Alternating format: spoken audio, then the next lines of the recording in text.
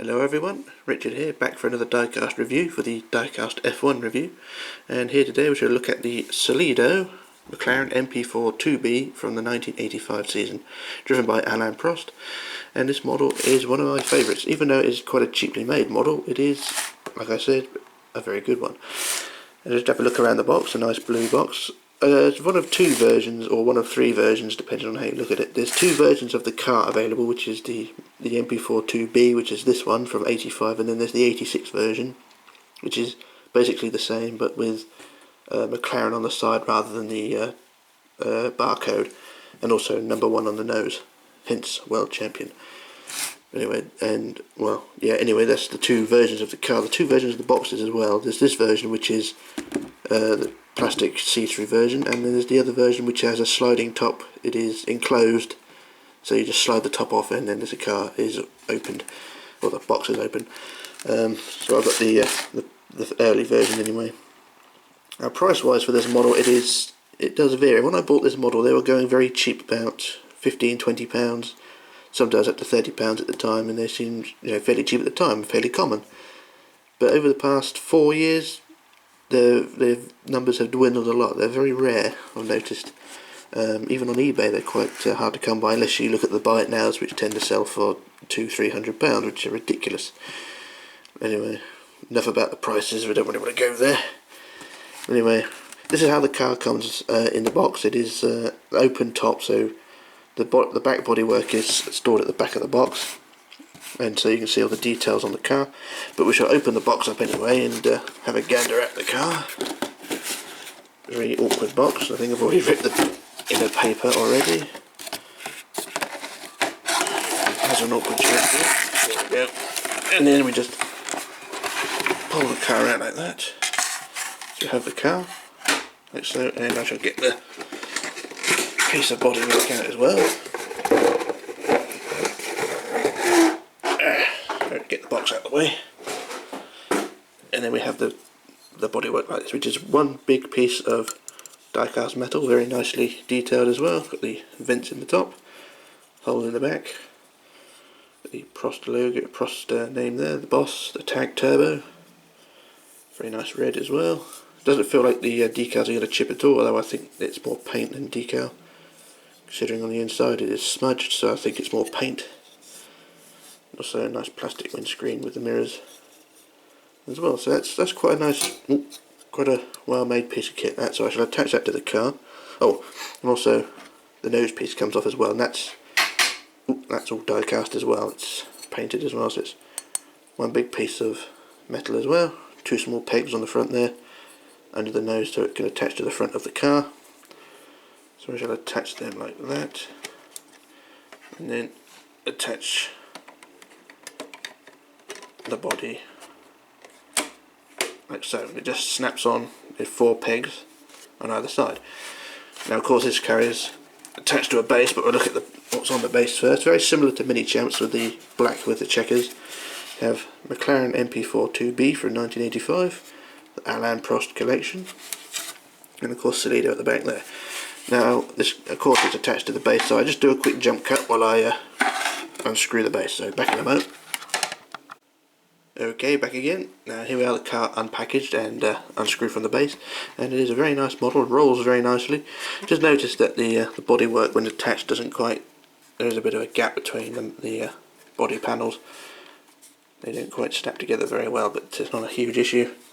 And also on the nose as well, there's the joint gap as well, but not a huge issue. But we'll just give a quick look around the car. I will get myself a turntable, saves me having to lift it up all the time, but it's a very, very light car as well. It's the majority of it's plastic. Once I take the body cover on, I'll explain, but I'll have a quick view around the car. Of course this car was used in, well, quick information about the car. The car was used in 3 seasons from 1984 to 86, winning all 3 championships. So those 3 years, or both championships, those just 3 years.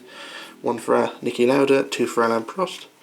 Alain Prost losing out in 1984 by half a point. Seems cruel, but that's the way the sport goes. Of course Niki Lauda didn't really have much to do in 1985 and promptly retired at the end of the year. Keke Rosberg took his place in 86 and was a minor success as well. I really would like to get the Niki Lauda version as well, or at least a 1984 version of this car, because the only difference between the 85 and 86 version, like I explained before, is the decals on the side and the nose, and also the number on the nose.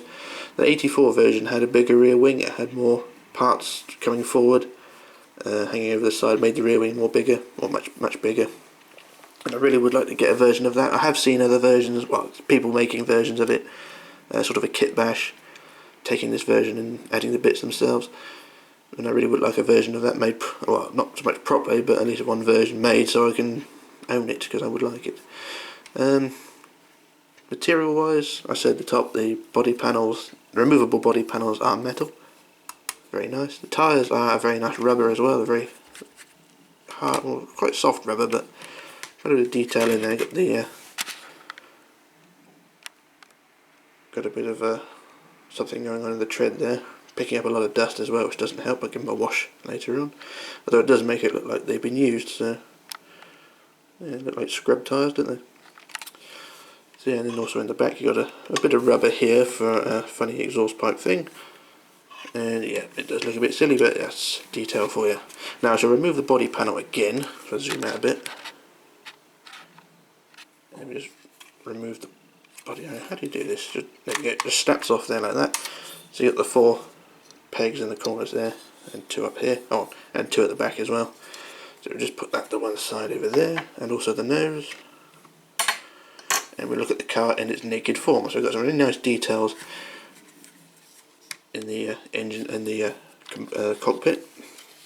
The zoom around here, as you see right in there, very basic steering wheel of the times. So nicely detailed seat belts as well, which are actually, they're rubber or plastic, but they're not a sticker or a decal. They're actually on there quite nicely. The steering wheel, the steering is very light on this car as well. Very nice detailing too. No decals for the dials though, which is a shame, but no issue there. Also the buttons on the dashboard, the lights on the dashboard, also the gear stick, and also a brake bias thing on the other side. I think that's what it is. Down to the engine bay. Very nice V6 turbocharged tag turbo. Very nicely detailed as well. If I just turn that up, you can see in there, very nice as well. Nice detail. And zoom around that way. Can't do it very well. Doing this one-handed, which doesn't help. And also into the compartment there where the turbo is. Very nice as well. So zoom out again. There we have. Now that I've removed the 2 body panels, the car is extremely light. There's a majority of it's plastic, apart from a few screws and the nuts in the wheel hub. The car is absolutely plastic. Although it is very well held together, it's very light plastic. It is very strong though. It's very, kind of makes it one of my favourite cars. It was cheap at the time to buy, but like I said at the beginning, it's quite a rare, I wouldn't say not so much rare, but quite sought after. So it sort of drags the price up a bit. So you probably have to pay about 30, 40, maybe £50 for one of these, if you're willing to pay for one of them. Anyway, that's the beauty of this car. It is, I say, if you're a die-hard diecast collector, it's probably not your thing, but considering the materials, but I recommend getting this car. It looks good on the shelf. Got beautiful day glow, Mclaren colours. And I should just reattach the nose. Sits on there, and then the back body panel, or the main body panel, just snaps into place. In there like that. I've got the roll hood digging out the top. The only problem I have with this model is there's no driver. I like my models with drivers in them. Makes it look like they're ready to roll. And also the body panels are a bit iffy as well, because it's basically plastic joining to metal, so it's not a huge issue. But it's not a decal though. This barcode, it's paint. It's very well applied as well, because I noticed when people tried to remove these to add the Marlboro decal on, you could have a real problem getting the barcode off. But I recommend this model, and yeah, it's one of my favourites. Anyway, Not much else to say on the matter, I don't think. And well, a quick look on the underside as well. Probably didn't get a look at that. So we have everything written upside down, which doesn't help. But turn it upside down, we've got a nice, we've got the Solido and Mclaren 1985 on the bottom. And also a view of the diffuser, the exhaust pipes underneath, and the gearbox. And that weird bit of rubber there.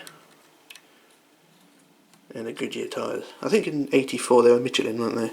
So that's another reason to get the '84 version. Anyway, that's my rant about this model. I wholesomely recommend this car, or if that's the right word to use. And yeah, I recommend this model. So that's my rant, my review. And so this is Rich signing off and disappearing, and I shall return with another review. So bye for now.